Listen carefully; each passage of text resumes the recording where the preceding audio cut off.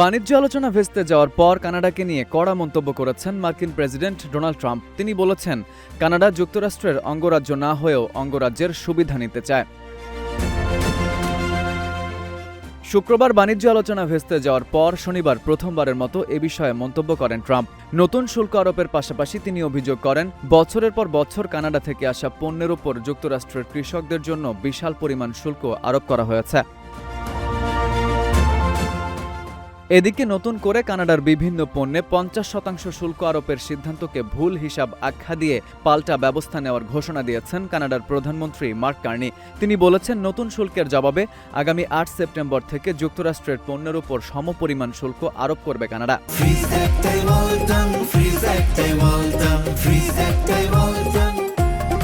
Carney বলেন, তারা খুব বেশির বিনিময়ে খুব কম দিতে চেয়েছে। আপনি যখন আক্রান্ত হন তখন সেটি যুদ্ধ, আমরা আক্রান্ত হয়েছি। ট্রাম্পের নতুন শুল্কের বিরুদ্ধে কার্নির পাশে দাঁড়িয়েছে কানাডার বিভিন্ন রাজনৈতিক দলগুলো। দেশটির রক্ষণশীল বিরোধী দলের নেতারাও নতুন মার্কিন শুল্ককে অন্যায্য বলে সমালোচনা করেছেন।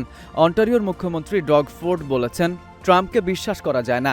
ব্রিটিশ কলম্বিয়ার মুখ্যমন্ত্রী ডেভিড এবি বলেছেন, অন্য দেশের সঙ্গে বাণিজ্য চুক্তি করার ক্ষেত্রে কানাডার ওপর যুক্তরাষ্ট্রের বিধিনিষেধ আরোপের দাবি দেশটিকে অর্থনৈতিকভাবে 51তম অঙ্গরাজ্যের সমতুল্য করে তুলবে।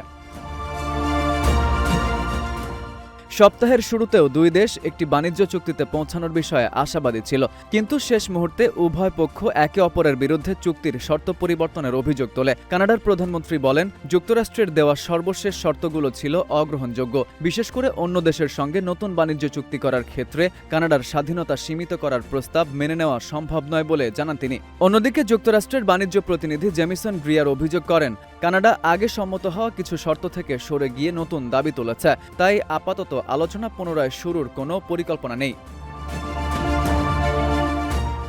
বিশ্লেষকরা বলছেন, দুই দেশের এই বাণিজ্য বিরোধের প্রভাব পড়তে পারে উত্তর আমেরিকার মুক্ত বাণিজ্য ব্যবস্থাতেও। FU Ahmed, Ittefaq news.